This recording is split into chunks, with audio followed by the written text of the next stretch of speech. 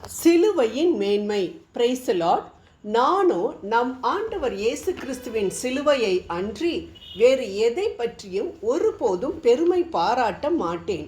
அதன் வழியாகவே என்னை பொறுத்தவரையில் உலகம் சிலுவையில் அறையப்பட்டிருக்கிறது. உலகை பொறுத்தவரையில் நானும் சிலுவையில் அறையப்பட்டிருக்கின்றேன். கலாத்தியர் 6:14.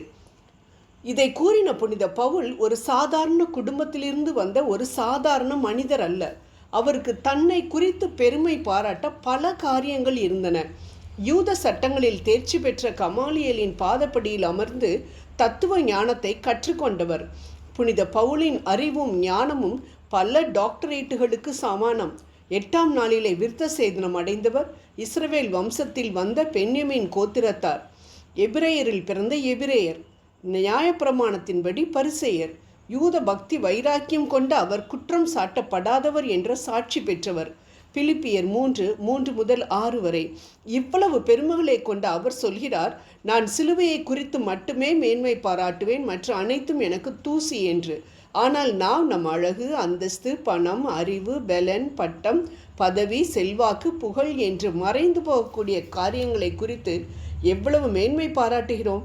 நான் ஒரு கிறிஸ்தவன் இல்லை என்று சில சலுகைகளுக்காக சர்டிஃபிகேட்டில் திருத்தம் செய்யக்கூடிய எத்தனை கிறிஸ்தவர்களை நாம் பார்த்திருக்கின்றோம். எனக்காக சிலுவையை சுமந்து மரித்த இயேசுவைப் போல நானும் அவருக்காக இறக்க வேண்டும் என தங்களது உயிரை கொடுத்த அவரின் சீடர்கள், புனிதர்கள், தேவ மனிதர்கள் எத்தனை பேர். அவர்கள் மேன்மை பாராட்டியது எதை? தன் புகழையோ படிப்பையோ அல்ல, மாறாக சிலுவையின் மேன்மையைத்தானே. சிலுவையின் மேன்மை, பெருமை என்ன? உலக பார்வையில் அது ஒரு கொலை கருவி. அதன் மரணம் ஒரு சித்திரவதை மரணம், யூதர்களால் வெறுக்கப்பட்ட ஒரு அவமான சின்னம். ஆனால் இயேசு சிலுவையை சுமந்ததினால் இயேசுவின் சிலுவை நமக்கு அதிகமான ஆசீர்வாதங்களை, மிக முக்கியமாக மீட்பை அள்ளி கொடுக்கிற ஒரு புனித சின்னம் என்று நாம் இயேசுவை சிலுவையில் அறைந்தது யூதர்களோ பரிசேயர் சதுசேயர்களோ அல்ல, மாறாக நான் என் பாவங்களின் மூலமாக என்று நினைக்கின்றோமோ அன்றே இயேசுவின் சிலுவை நம்மை உயிர்ப்பிக்கின்ற, ஆசீர்வதிக்கின்ற சிலுவையாக மாறுகிறது என்பதில் சந்தேகம் இல்லை. சிலுவையில் நாம் அன்பு இயேசுவின் தெய்வீகத்தின் பரிபூர்ணத்தை காண்கின்றோம். அன்பானவர்களே, சிறிது சத்தத்தை உயர்த்தி பேசும் நம் கணவரையோ மனைவியையோ நம்மால் மன்னிக்க முடியவில்லையே. ஆனால் சிலுவையில் கொடூர வேதனையுடன் தொங்கிய 6 மணி நேரமும் பிதாவே இவர்களை மன்னியும் என்று தன்னை துன்பப்படுத்தினவர்களை மன்னிக்கும்படி தன் தந்தையிடம் மன்றாடி கொண்டிருந்தாரே, அது மனுஷீகம் அல்லவே, தெய்வீக குணத்தின் பரிபூர்ணம். அந்த மேன்மை சிலுவை பாடுகளை தியானிக்கும் நமக்கும் வரும் என்பதுதானே விவிலிய உண்மை. சிலுவையில் பாவங்கள் மன்னிக்கப்படுகின்ற மேன்மையை நாம் காண்கின்றோம்.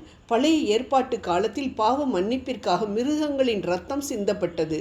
ஆனால் இயேசு கிறிஸ்து நம் பாவங்களுக்காக தன் இரத்தத்தை சிந்தி புது உடன்படிக்கையை ராப்போஜனத்தில் ஏற்படுத்தியதை நாம் லூக்கா 22:20 வாசிக்கின்றோம். ஆம், சிலுவையில் அவர் சிந்தின இரத்தம் தான் நாம் சகல பாவங்களையும் நீக்கி நம்மை தூய்மைப்படுத்தும். ஆனால் நம்மிடம் பாவம் இல்லை என்போமாகில் நம்மையே நாம் ஏமாற்றிக் கொள்வோம், உண்மையும் நம்மிடம் இராது என நாம் 1 யோவான் 1:7 மற்றும் 8 வாசிக்கின்றோம். சிலுவையின் கீழ் பாவங்கள் பல செய்து நம் ஆண்டவரையும் நம்மையும் வேதனைப்படுத்துகின்ற நம் சொத்னங்களை நிற்க வைப்போம். நம் அன்பு ஆண்டவர் இயேசுவின் காயங்களிலிருந்து வழியும் இரத்தம் சொட்டு சொட்டாக அவர்களின் மேல் விழட்டும். நம் கண்களாலேயே அவர்கள் மனம் திருந்தி இயேசுவண்டை வருவதை பார்ப்போம் நிச்சயம். அந்த நிகழ்வு நடைபெறும் வரை அவர்களை சிலுவையில் இருந்து கீழே இருந்து அகற்றி விடாதீர்கள். அன்பானவர்களே, மரத்தில் தொங்க விடப்பட்டோர் சபிக்கப்பட்டோர் என்று எழுதியுள்ளவாறு நமக்காக கிறிஸ்து சாபத்துக்கு உள்ளாகி நம்மை சட்டத்தின் சாபத்தின் என்று மீட்டு கொண்டார். கலாத்தியர் 3:13. நம் சாபம் எதுவானாலும் சரி, சட்டத்தை மீறினதனால் வந்த சாபமாக இருந்தாலும், முன்னோர்களிடமிருந்து வந்த சாபமாக இருந்தாலும் சரி, நாமே சம்பாதித்து கொண்ட சாபமானாலும் சரி, அல்லது மனிதர்களின் மந்திரத்தினால் வந்த சாபமாக இருந்தாலும் சரி, ஆண்டவர் நம் சாபங்களை சுமந்து விட்டபடியினால் நாம் சுமக்க வேண்டிய அவசியமில்லை. திருவெளிப்பாடு 22:3. இதற்கு தேவை தெய்வீக நம்பிக்கை. ஆம், அவர் தாமே நம் பிணிகளை தாங்கி துன்பங்களை சுமந்து கொண்டதால் மத்தேயு 8:17. நாம் இனி சுமக்க தேவையில்லை, அவருடைய தழும்புகளினால் நாம் சுமமாகிறோம். ஏசாயா 53:5. ஜெபம் செய்வோம். எங்களுக்காக பாடுகளை சகித்த தேவ ஆட்டுக்குட்டியே, உம்மை போல் நாங்களும் மாற எங்களுக்கு உதவி புரியும். ஆமேன்.